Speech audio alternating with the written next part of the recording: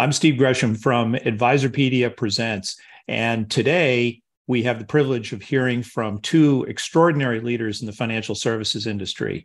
Kathy Murphy was the president of personal investing at Fidelity Investments beginning in 2009. Her relationship strategy increased assets under administration at Fidelity from $700 billion to well over $4 trillion today. It's an extraordinary journey.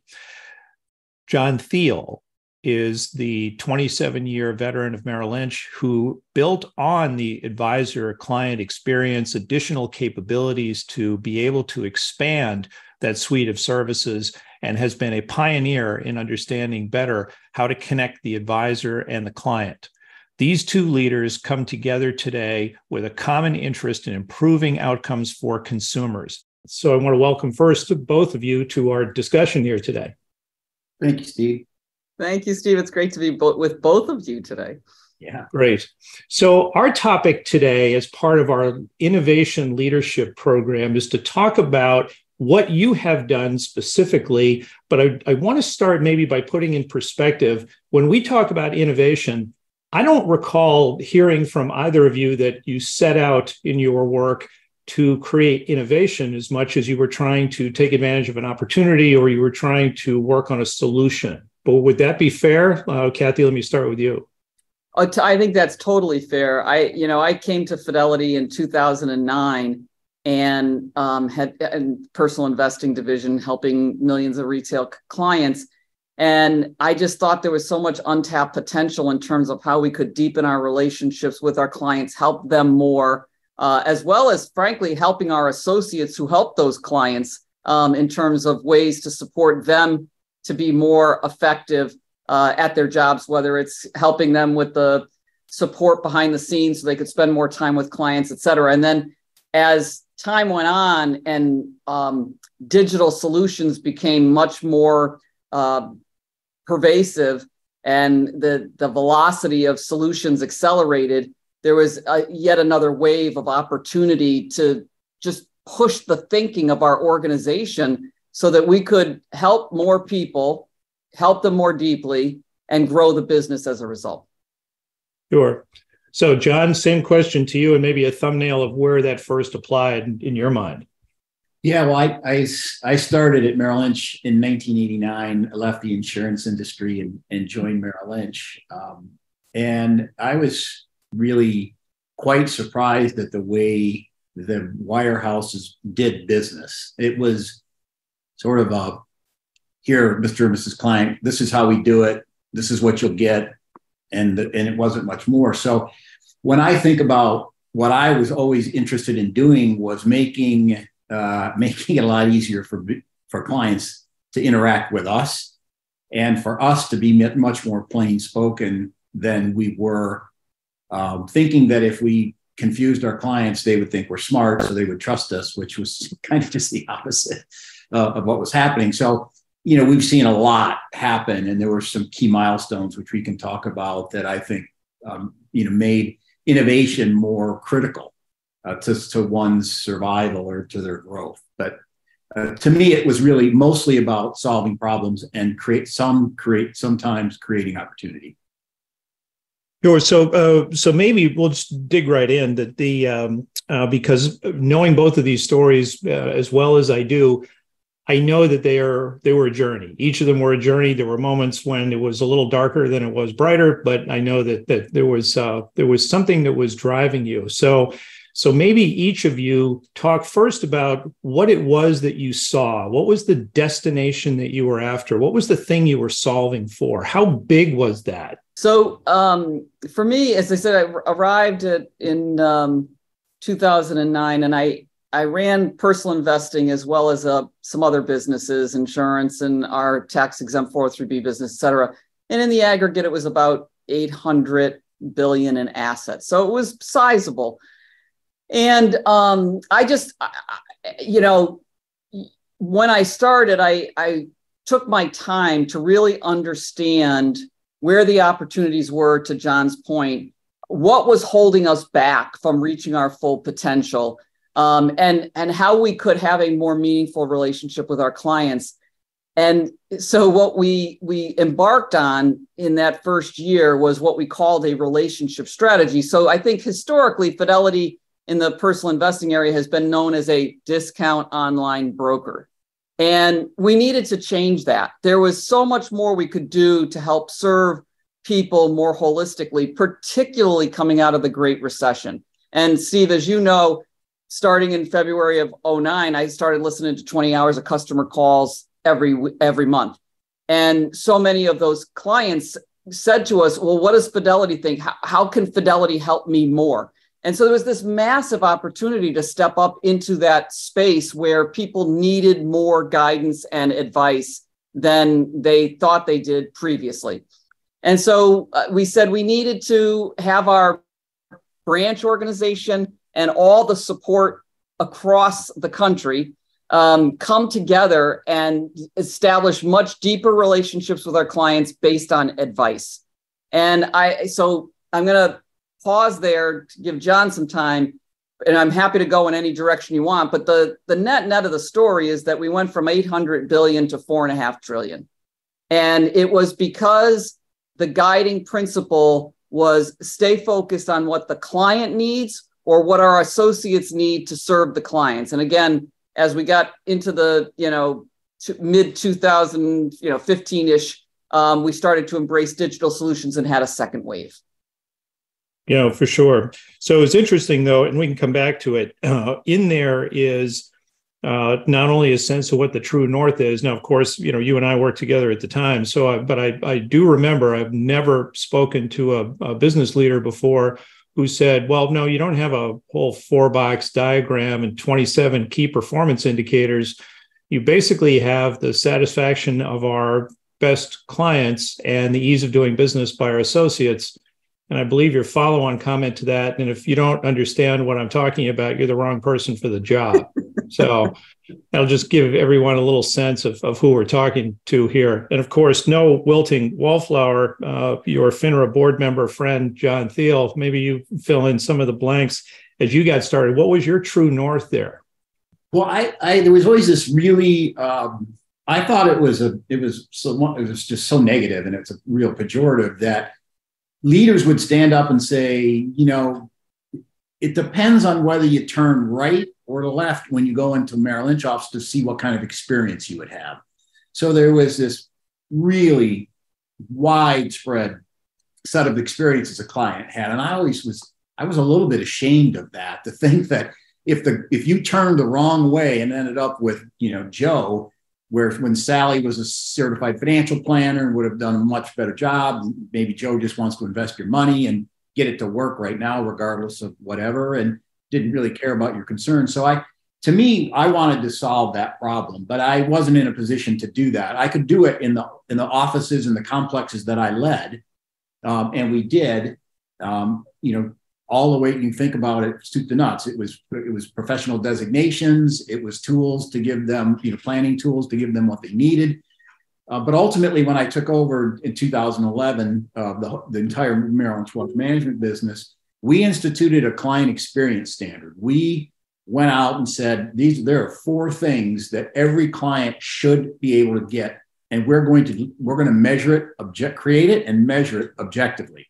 And it took 6 years to do that. And it was a lot of angst, as you can imagine, because, advisors, registered investment advisor, wirehouse advisors pride themselves in their autonomy and their quote unquote entrepreneurial nature, which doesn't always add up so well for clients. So we went about it. So that was really our North Star. We wanted to make sure that you got at least this, and then we wanted to go to market with it. Yeah, so interesting. So there's a lot of common ground here about these journeys. John, you said it was 6 years in the gestation. That's one of the key principles that we have in the Next Chapter Innovation Leadership Program, is to understand the appropriate time frame and how difficult that is to see at the beginning. So there's a thing that's in common of the two of you for sure. I know, Kathy, in your case, it was a 7-year trek, and then your division was now the largest division of Fidelity, which is a statement all to itself. So I guess that's one thing to to stick with for a second. Getting an organization to stay focused for, as we say all the time, the proverbial 5-year plan is replaced every 2 years, in a lot of companies that we see, but not in the case of the two of you. So, Kathy, maybe talk a little bit about organizational persistence and just keeping people focused. How did you do that? I think, well, first of all, you have to have a clear communication plan so that the associates who do all the work understand where we're headed and why. And it was very important to me that we got their input into the specifics of the solutions we were going to drive, because if they didn't believe it, it wasn't going to really happen. It's just because I said so doesn't mean it's going to happen. But once we got that input and we got, a lot of, I'd say, positive feedback and even passion about why we needed to do this and a constant communication plan, then it was just a lot of execution. And as you know, Steve, and so have a clear plan, adjust that plan as you go, but make sure that we're sticking to the plan. We used to say in PI, as Steve knows, run the play. You run the play, run the play, run the play. And that was really important in the early days, because a lot of the issues were, to John's point, fixing things before you could get on to proactive solutions. And that's just kind of clearing out the underbrush of bad habits and, people thinking historical things about the way the business should run that are no longer true. So getting rid of all of that and then driving very collaborative teamwork, but also holding leadership accountable in a team-oriented way to those joint objectives. And I will tell you, we subsequently did digital innovation and agile. And I also was pretty clear to people that there was no plan B. Like, we're not going back to the old way if you think you can wait me out. You can't. This is the right set of solutions. We are going to come at this as one unified team and drive it to conclusion. Yeah, that's interesting. Fidelity with such fantastic history, as an organization, probably $5 trillion or so in total, upon your arrival. And I can tell you with some confidence that there was an over-under on you and anybody else that was trying to test it. Yours was longer than mine, apparently, but we made some money, not a lot on that.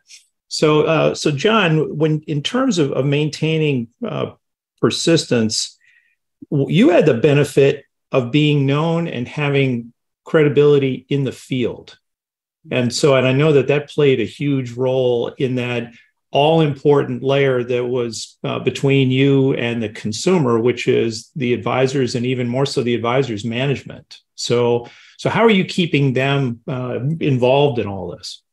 Well, what we learned when we started our ultra high net worth business, those clients are not surveyable. They're not going to take $50 and drink a Diet Coke behind a smoke mirror and answer your questions. So we started a client advisory board, the only way we could get to them. And it ended up really was magical. And it was you give us your perspective, we'll give you access behind the ropes, research, leadership, everything else. And what I quickly learned was how disconnected I was from the client. And and it was just people in the way, right? And that's just, you tell one person one thing, they tell somebody else, the story's changed pretty dramatically. And so to be able to hear it from the client, what it is they wanted and the opportunities that we were missing, like Kathy mentioned in the phone calls that she listened to, it would just gave me all the confidence in the world that I could go back to them and say, well, this is what your client said. And that worked for many, but it didn't work for everybody. I ended up bringing them to conferences, clients, and I'd put them on stage and I'd say, ask them anything you want. And of course, they will ask somebody else's client all the things that they're afraid to ask their clients. So it became this really rich interaction. And I think that was when trust started really flipping. They all did a good job for their clients, but they did a good job for their 50 best clients. And then the other 50 or 100, maybe not so much. And that's just not, we weren't really to stand for that. And think about the opportunity, as Kathy said, those clients are underserved. They deserve more and can do more. So that was that innovation, the courage to go to clients and the courage to bring clients in front of the advisors and handle any question, I think, ultimately gave us a push over the top for the advisors to really believe what we were saying. Can I ask John a question? Sure. So the journey we've had is remarkably consistent. One thing that we faced, and I'd be curious how big a deal it was for you, John, was the chasm between the field, the advisors, and the home office. And bridging that gap, to me, was much harder culturally than getting the advisors on board out in the field. But what's your experience? Yeah, no, it was really hard. And you can imagine when we started this ultra high net worth business, Merrill Lynch had, I think, 2 million accounts under $100,000. So the product organization it was what they say everything looks like a nail to a hammer. Everything to them looked like a 250,000 or below client. And we've got clients now with 300, 400, $500 million. And we needed a different, pricing, different structure. And so I by the time I got to the bigger project, which was wealth management, I had through calling people like James Gorman and Matt Gardner and the people that to get the client what they needed, I got the product organization, I got their respect. And so we said, now listen, there's all these other things we have to design differently. You're not a profit center, right? It's we're all one team. You can't make money at quote unquote the advisor or client expense. So, but yes, there was a huge chasm, and there always will be, because there's always a group of people who think they're the P&L and not the whole business. But it worked well by bringing the clients to them as well. So one of my observations is that both of you or the two of you are two of the most articulate and authentic communicators that I've ever seen in a senior leadership role. And, I've got the benefit only of hanging around, the same neighborhoods for a long time. But the authenticity of that's a lot of energy to put into client advisory boards. Kathy, you had a bunch of those. And I recall you also inviting Abby Johnson to come out several times, which she did, and we thought that was great until she took over. So, but no, she was great. She took over the question and answer session with everybody and was outstanding. So when you're communicating across, you still have to have some metrics of success that you have signed up for, that you have to use. That's the reality of the organization. So maybe, Kathy, talk a little bit about what you selected and why. Well, just before I talk about that, in terms of authentic communication from a leader, first of all, I think the leader's primary role is to give each person the opportunity to achieve their highest potential. Because in the aggregate, if you do that, then really good things will happen. And so I cared a lot, both what they thought, what was getting in their way. And I cared a lot about their success, because their success is the company's success, is the client's success. It's a very virtuous circle. And I think leaders, when they don't care about the people that they lead in a material way, it shows up. Now, having said that, the metrics that we used were, we tried to make it really simple, and they weren't P&L metrics. And the fact that Fidelity is a private company has helped that. Now, Fidelity knows how to make money. It's not that we're a nonprofit, but we are structured differently from a P&L perspective in terms of how we run the business. What we cared about were things like net promoter score of our customers, maniacally focused on that. We cared about the depth of the relationship with the client. We cared about how much the business was growing in terms of new clients, as well as that. So it's sort of depth and breadth in terms of the number of clients and how deep you go with them. And so you get a sense, those were the metrics because it went to the underlying health of the business. That's the metrics that I was focused on. And I always tried to communicate that in a way where the people understood how they had skin in those metrics, right? Because I will say, Fidelity has a zillion metrics, and you've got to really focus on the important few that drive the business long-term. And I will tell you, just with respect to that, I used to have the privilege of having breakfast with Ned Johnson about once a month before he passed away. And the thing you'd get yelled at by Ned Johnson is if your operating margin was too high, because that was a signal to him that you weren't investing back enough in sharing the value with the customer in terms of more services, lower price, or you weren't investing enough in the long-term success of the business. And so the investments were really critical to propelling the magnitude of the success we had. Yeah, for sure. Yeah, it's interesting. So, John, if you can, I'm going to lead you toward a success story that is, of course, well known to many of the people in NextChapter.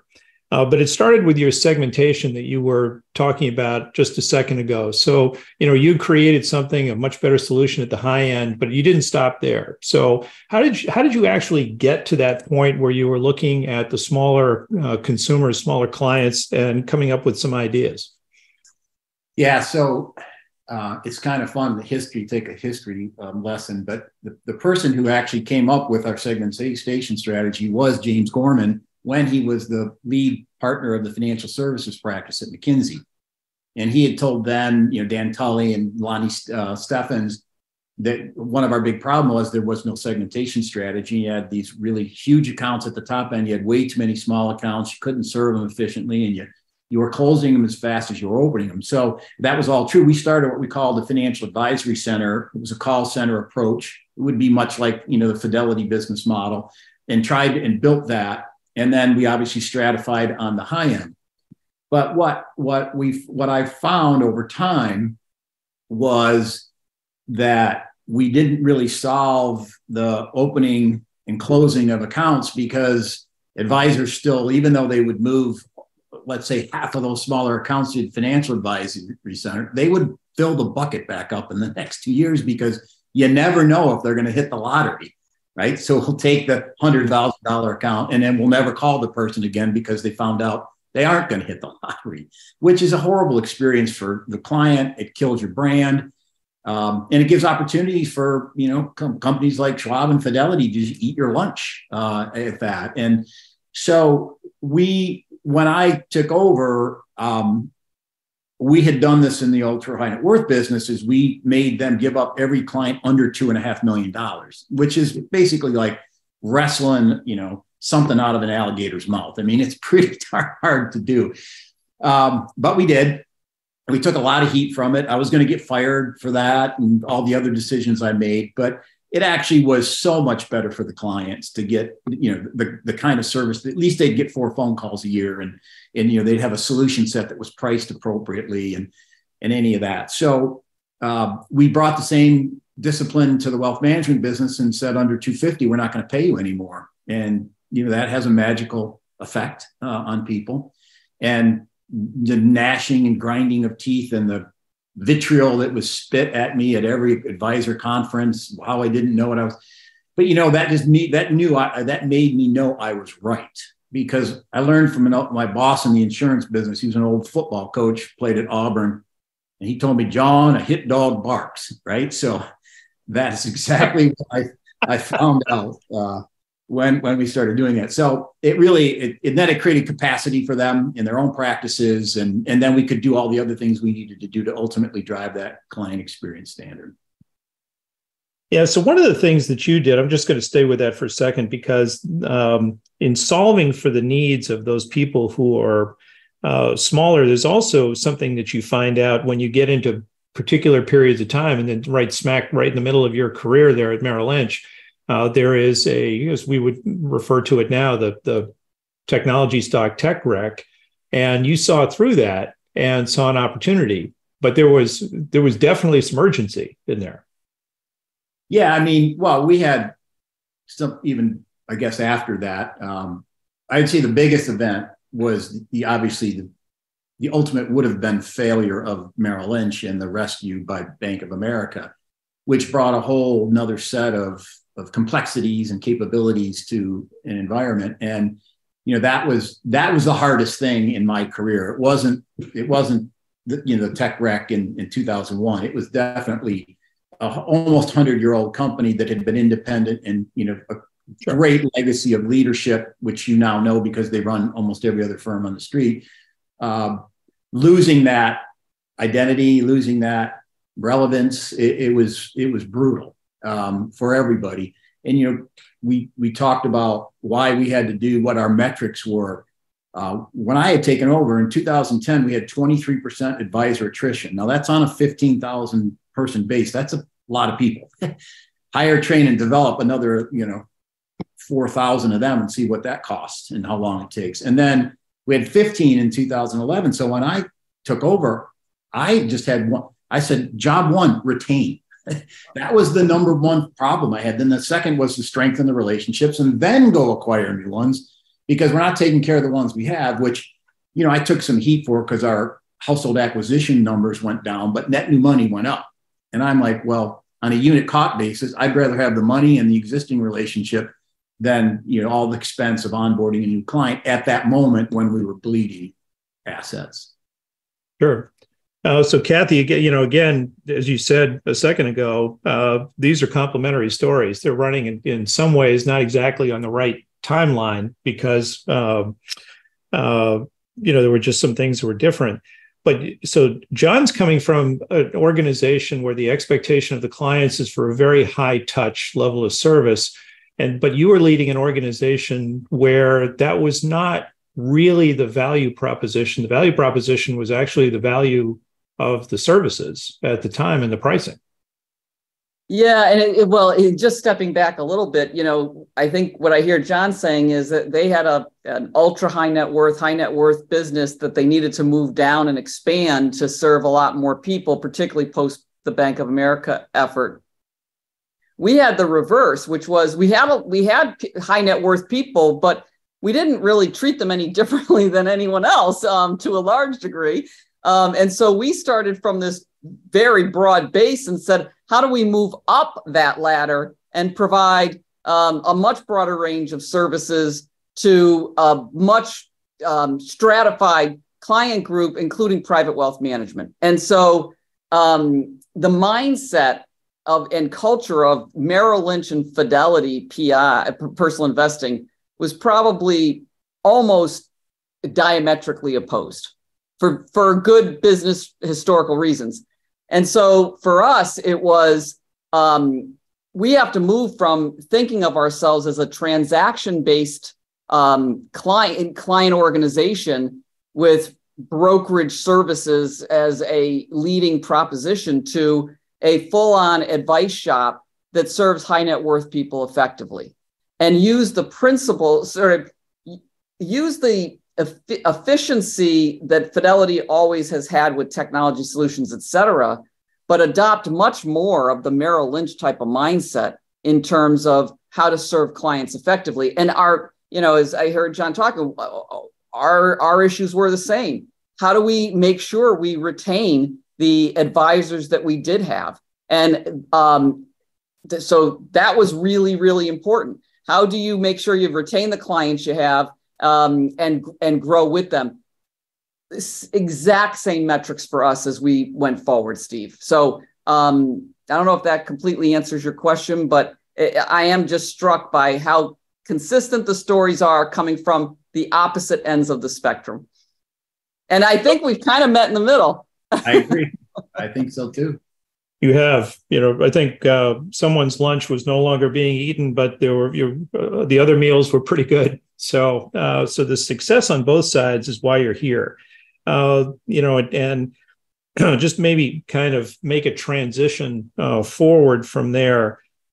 the things that you have seen, the capabilities, if you could think back and say, there was that moment when I realized something that I had never thought about before. Did either of you have one of those? For me, well, we called it the relationship strategy and then the advice strategy. But for me, my mental image was peeling back layers of an onion. So you start with these work streams to get things done once the strategy is set. And then you turn around, and you're like, oh my gosh, we got to do that too. And we got to do that too. So this effort, as you made progress, you kept uncovering more that you needed to do.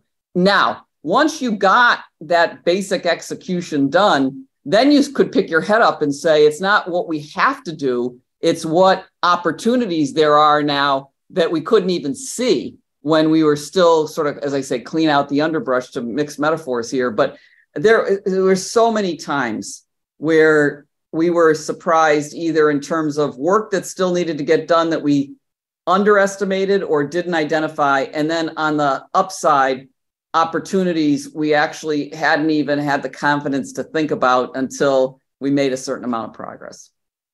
Yeah, so I of course, I remember a lot of things that you said because you were always quotable with purpose. And so I do remember the day that we were in a meeting and you were on the stage and I was facilitating a discussion and I asked you, so what do you worry about? Do you worry about our competition or do you worry about something else?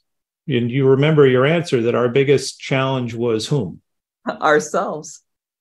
The thing I worry most about is what I can most control and fix. But we were getting in our own way. And like, that is such a self-inflicted wound that has to get eliminated. Right, and so there were some cultural issues there that just had to get addressed.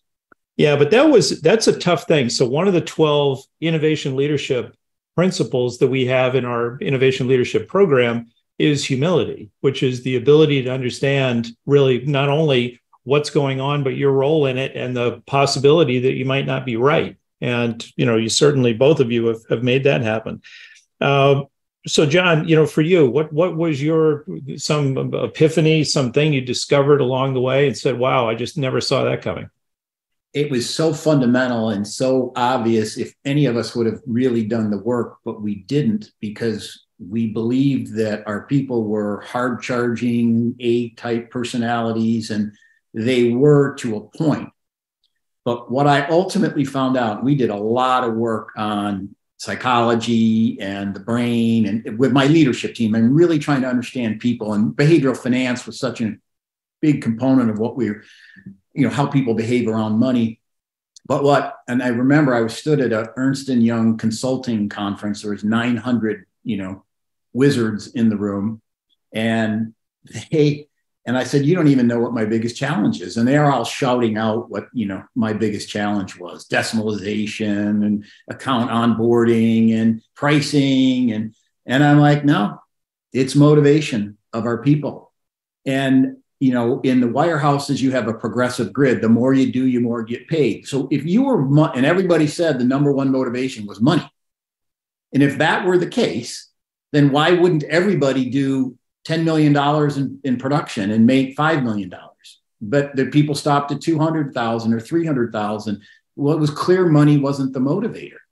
And, what happened was these people do well and they live in all different communities with different costs of living, and it hit their hierarchy of needs were being met with the income they made.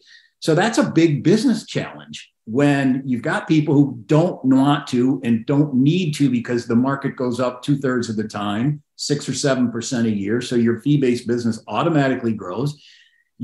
How do you solve that with 14,000 people and maybe 150 of them are really that type that's motivated to do more? And that's really what we were trying to get at with teams and some of the other things within our client experience standard, where we had to put people on their team that weren't meeting their hierarchy of needs from a money perspective, that would go out and do it for them. And it hasn't been solved yet, but it's something that I spend a lot of time still thinking about is how do you really motivate people? And you need to have purpose. So we talked about purpose. You got to have mastery. Most of them had mastery, not all of them. So mastery, and then you have to have autonomy. So, we had to make sure that autonomy was okay for the client, but in their minds gave them the freedom, flexibility to operate like they wanted to.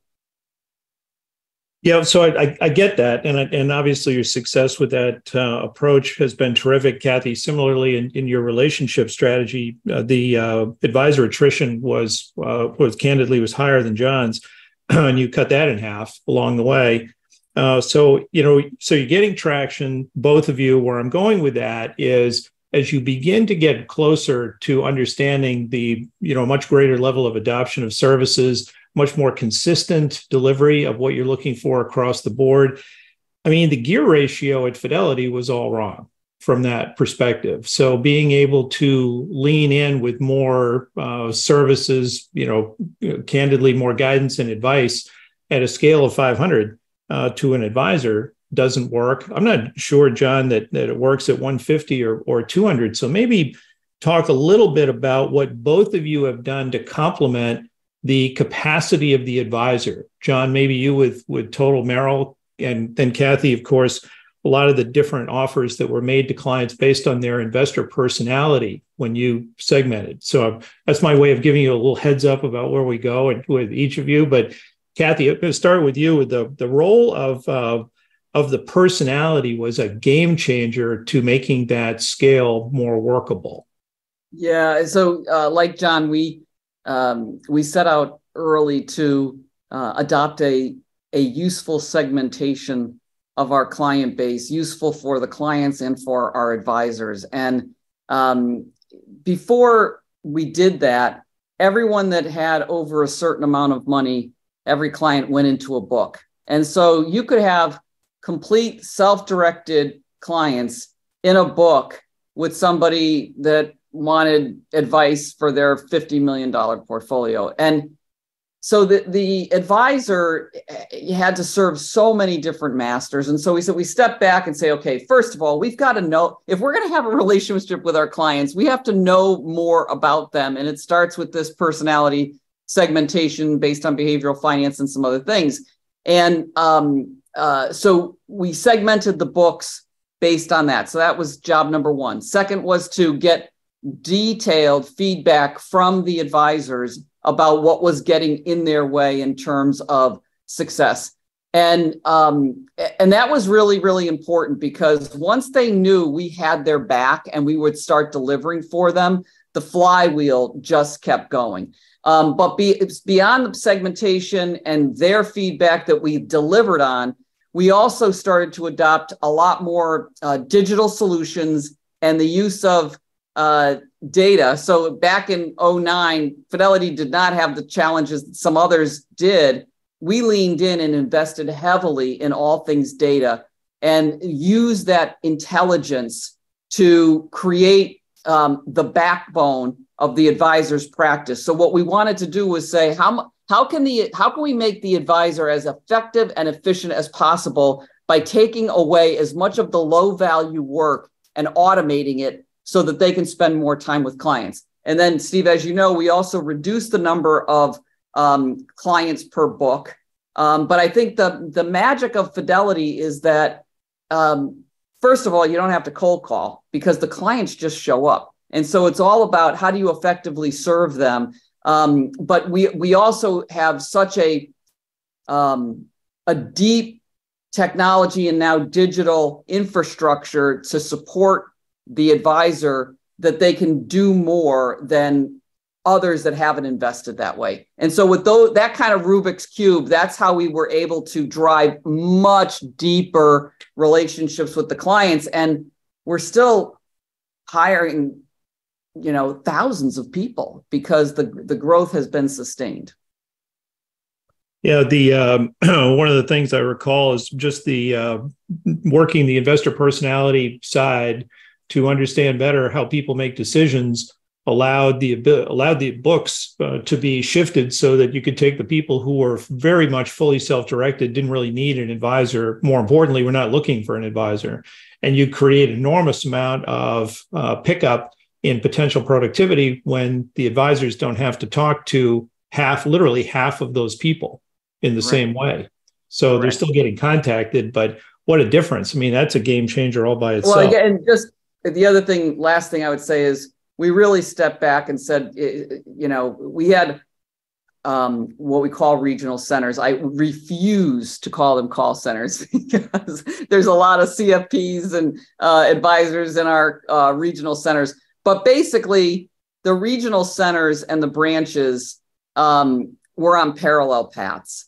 And we said that is not the way to success. We have to understand how to integrate them, have an integrated distribution organization where the regional centers could be used much more effectively to do service and support that, again, if the most important thing is to serve clients and spend time with them, and everything else backed up from that in terms of every person's role. Sure. And if I recall, the call center people, of course, the regional centers, the people who were working relationships and books actually had higher NPS scores for most of the time that I remember. And that's quite validating because of their availability and the support that they got. And they have to listen. At the time, there was no Zoom, and so they had to listen very carefully. Yes, absolutely, they did. So, John, you had a kind of because you're coming from a different place of higher touch, of full service, and but there was an opportunity early on where you saw a service, a capability that you began to refer to as Total Merrill, that really was not executed by the advisors so much as it was in support of the advisors. So maybe just a thumbnail about that. Yeah, I mean, Kathy, they did show up at Fidelity, but after you spent a great deal of money on advertising, which we couldn't spend about a tenth of what you spent. Well, one of the things we had figured out is that we had all these capabilities, and clients, when we talked to them, said they would like to know about them, but the advisor had no interest in spending any time on them, mostly because they didn't understand them and didn't want to take the time. They got paid, enough to do it. It was too complicated, and it'd make them look bad if they wanted to apply for a loan and we turned them down. It would ruin the relationship. And so Total Merrill was this idea, obviously, that we could broaden and strengthen the relationship through a whole set of complementary services, which did include, banking and lending and insurance and estate, trust services, things like that. Obviously, asset management, investment management, and the like. But what was different is that we finally put, one, a marketing budget behind it, and two, we really took it to the marketplace. We had always advertised through the advisor, highlighted the advisor. And at this point in time, we said, okay, the advisor's still the center of the world and the relationship. But clients, oh, by the way, there's this thing called Total Merrill, and these are all the services that you could avail yourselves of, because these are life moments that you are going to have needs, financial needs around. And we want you to know that we have them, and you can obtain them through this person that you trust with so much of your money. And it sort of put the onus on the advisor to have to obviously respond to that capability. And then we did things internally to incent them to make sure they told their clients about these things and understood where their clients were. I mean, if the client already had met that need somewhere else, we just asked the advisor to document it, to show where it is. And we already knew that we were sending millions a day to Fidelity because we could get that out of our CMA book. I mean, we saw the money leaving and where it was going. So this was a way really to try to get to the client and explain the set of capabilities that we had, that they were, I always called it, they were filtered. The advisor filtered our offering to the clients. Yeah. So is that, so I'd like to shift now to the view of the future via the present. But, NextChapter was founded on the premise that this is an inflection point, the demography rolling off into retirement now at an accelerated pace of more than 12,000 a day. And it's a different business than accumulation. It's a different business than saving for some sort of cloudy point in the future. And when you're actually there, it's quite different. Now, being purposeful about this, because I know that both of you are also in your next chapter. So, you've got, as I've said before, the value of authentic communication. So I know that both of you, because I've talked to you about it, both of you have realized that you feel a little bit different. So, but what does the industry do? We can just kind of roll that around for a minute now at this stage. You mean, what does it need to do? What does it need to do? From your perspective, is it? I think it's something that we were doing, before I retired. It's one, the recognition that a good, successful retirement isn't about your investment balances. It is about your entire balance sheet. That it takes your entire balance sheet, and your balance sheet is what's going to create, and by the way, including potentially human capital, because I don't know, I'm doing things where I make money. I'm on a couple of boards. I do some advising and things because, one, I like to do something, but two, I hate spending my savings. I hate it. It's driving me nuts, especially when your accounts are going down in market value. It's like you've just failed after all this time. So we've really got to look at the balance sheet of individuals, and we've got to help families understand all of their assets and all of their liabilities. So what are your resources and what are your future liabilities? And just do an asset liability matching exercise, which with technology, we can do all this stuff. At Bank of America, I know exactly what I spent last year and in what categories, and maybe it's off a little bit. I can set up a budget. This all gets fed to me. So I don't have to have planning software, and I don't have to use Intuit to put all my bills in. It's just there. It's just that the industry is still stuck on their investment statement, which no one can understand, anybody's. Right. Kathy, the industry. Yeah, look, I think a lot has to change here as we move into much more focus on retirement income and supporting people in their retirement. If you start with the advisor and you say, well, how are they going to grow their business if they're spending a lot of time doing that? And so you step back and say, all right, how do we make sure that the advisor can be successful? Maybe it's a different comp model. Digital tools can help make them more effective on other things, et cetera. But you have to serve that client well. And a lot of it depends, to John's point about the income statement, on how much wealth they have and what their desires are in terms of how to spend their time in retirement. Those are long conversations. And so I think the whole the distribution of time of advisors has to be considered in this equation. The second thing is that I don't think that the industry has effectively done this yet. I know we struggled with it, and that is integrated planning for the generations of the family. That's the next set of retention metrics that become meaningful, and that's hard. You've got the children in different places than the parents, and so how does a Merrill or a Fidelity say, we're not going to penalize the advisor because he lives in Sacramento and the kids live in Chicago? Like, how do you fix all that? That's a huge issue in terms of retention and growth of the business, as well as satisfaction of the clients. A third issue, and Steve, I won't go on and on about this, but the fact that 9 out of 10 women will be the sole decision maker in their household, either because of divorce or because they have outlasted their spouse, is an enormous issue in terms of how the industry comes face to face with how to serve women effectively. And then the last thing I'd say in terms of bigger picture issues as this demographic shift accelerates is really thinking through digital models of engagement that the client feels are value add. So there's never going to be a substitute for the in-person experience with an advisor at certain points in time. But a lot of these clients are much more comfortable with digital solutions on an ongoing basis, and exactly how that is integrated with the advisor experience, I think, is an enormous opportunity.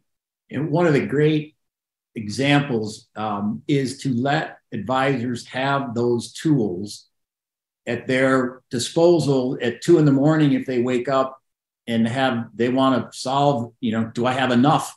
That they can go do it. I mean, empowering the clients to not have to wait to call their advisor who might not have time. And like you suggest, just drives their capacity. Just give them the tools. They're smart. Right. And then, the other thing we haven't talked about is the quote products themselves. I mean, there's a rev here that's no one's quite figured out yet in terms of what are the right kinds of specific advice products that are more holistically geared towards where this demographic is headed. And how long we're going to last. Right. So again, from our work in NextChapter, we know that most people can't tell you exactly how long they're going to live, which kind of undermines pretty much every calculator that's being used by advisors.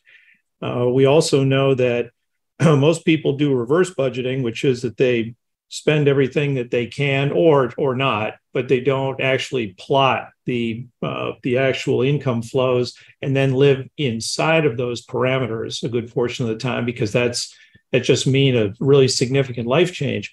And then another thing we've started to see more recently that we've been talking about is the trimesters of retirement, which I think actually now is 4 quarters, where there's not a lot of concern from an awful lot of advisors who have kind of young retiree clients, because there isn't a lot of trouble yet. People have the most money they've ever had, or that they will have in retirement. They've got the best health they'll ever have. And then one of those two things slips away, and quite often it's health that happens. How does an organization like a Fidelity or a Merrill or any of these large advisory firms, how do you get after that?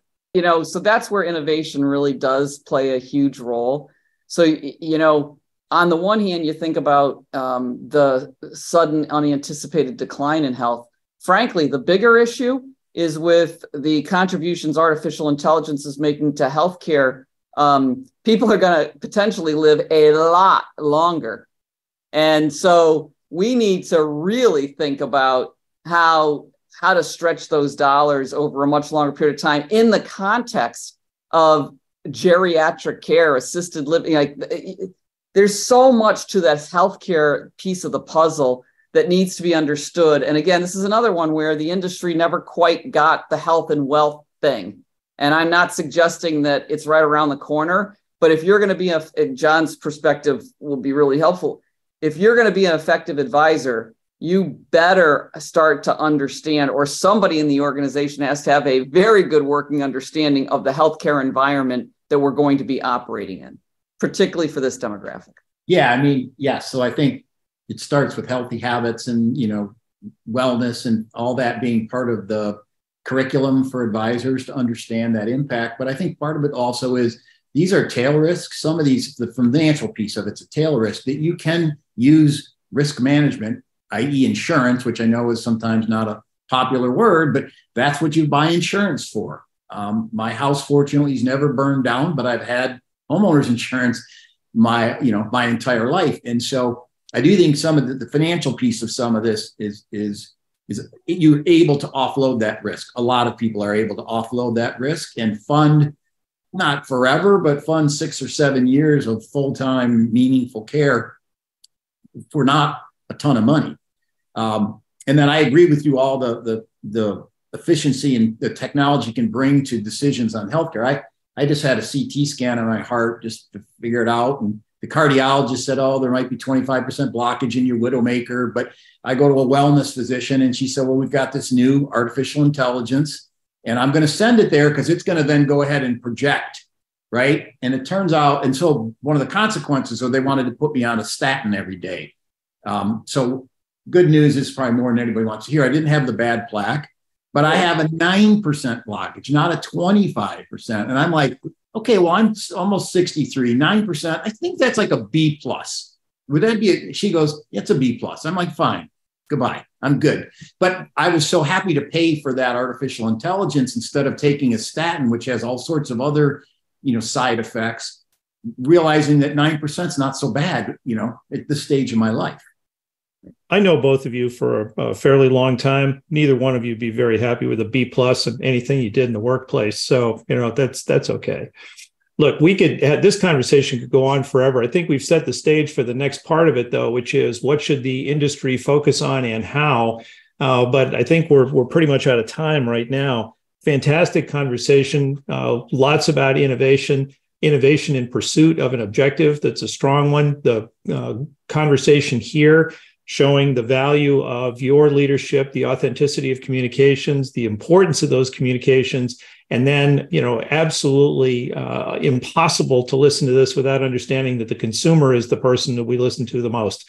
And that creates the persistence for both of your success stories. And I think it's just fantastic. So, Kathy Murphy, John Thiel, again, thank you so much. Thank you. Steve. Good to see you, Kathy. Good to see you, John.